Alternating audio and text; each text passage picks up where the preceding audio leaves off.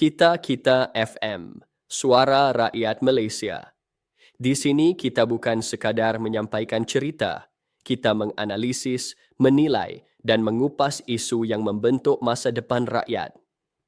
Hari ini kita cerita Mazliwati Harapan Baru Lama atau MIHA. Apakah kekuatan sebenar Mazliwati Abdul Malik sebagai calon? Mengapa Lama menjadi medan penting dalam landscape politik kinabatangan? Dan mampukah beliau menyaingi kekuatan sokongan Barisan Nasional yang dibawa oleh MIHA pada pilihan raya negeri lalu?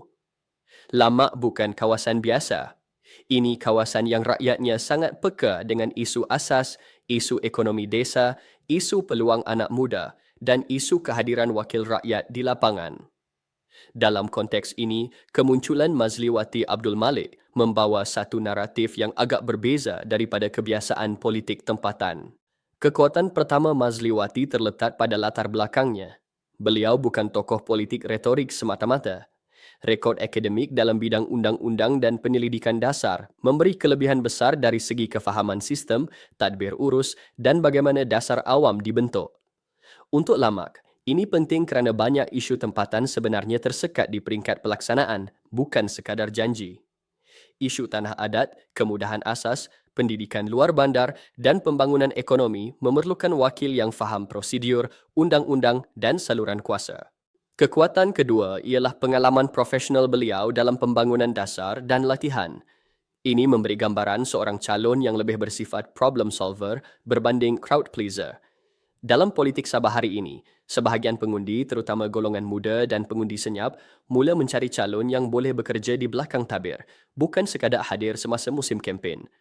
Mazliwati boleh memposisikan diri sebagai calon yang memahami bagaimana membawa isu lama ke meja perbincangan kerajaan, bukan sekadar ke pentas cerawah. Sekarang kita masuk kepada kekuatan isu tempatan yang dibawa oleh Parti Warisan. Di Lama, sentimen tempatan masih kuat.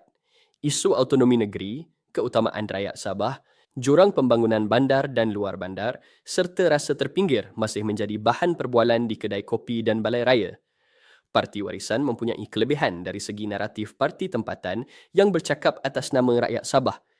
Jika dimainkan dengan kemas, Lamak boleh menjadi kawasan yang menerima hujah bahawa wakil tempatan lebih memahami denyut nadi setempat berbanding Parti Nasional.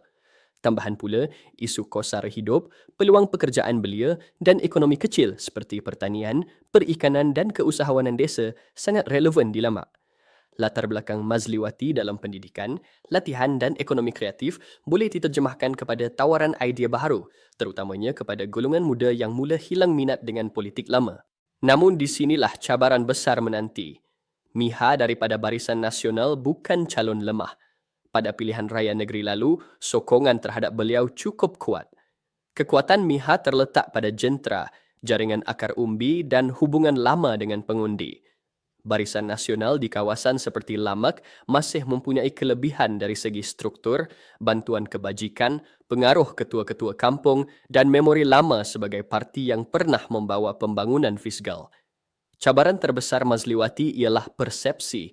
Bagi sebahagian pengundi luar bandar, calon dengan latar akademik dan dasar kadangkala dilihat terlalu elit atau jauh daripada realiti harian. Jika tidak diimbangi dengan kehadiran lapangan yang konsisten, naratif ini boleh menjadi senjata lawan. MIHA pula dikenali sebagai calon yang dekat dengan rakyat, mudah ditemui dan aktif turun padang. Di sinilah strategi menjadi penentu. Mazliwati perlu membuktikan bahawa kepakaran dan latar belakang profesionalnya bukan kelemahan, tetapi aset untuk menyelesaikan masalah lama.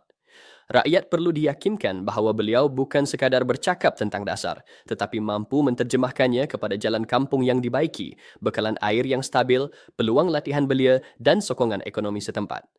Di tengah perbincangan ini ialah satu persoalan besar. Apakah Lama mahu kekal dengan formula lama yang stabil tetapi perlahan atau berani mencuba pendekatan baharu yang berisiko tetapi berpotensi membawa perubahan jangka panjang?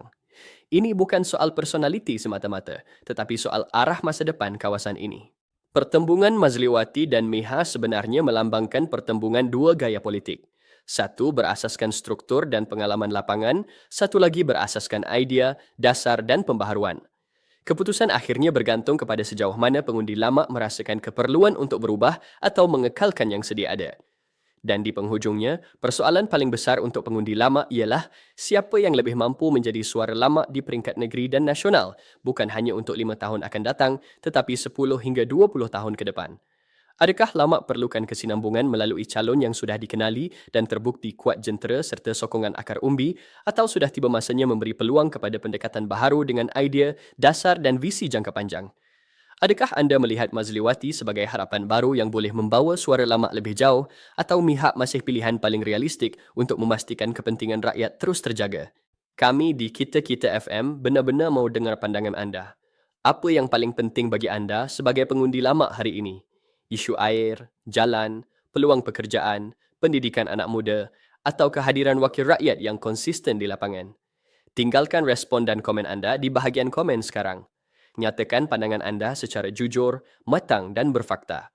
Perbincangan ini bukan sekadar politik, ini tentang masa depan lama dan generasi seterusnya. Itu dia ulasan dari Kita FM, suara dari hati rakyat Malaysia. Jangan lupa, kita bukan sekadar mendengar, kita menganalisis, menilai dan bertindak. Jumpa lagi dalam segmen seterusnya. Terima kasih.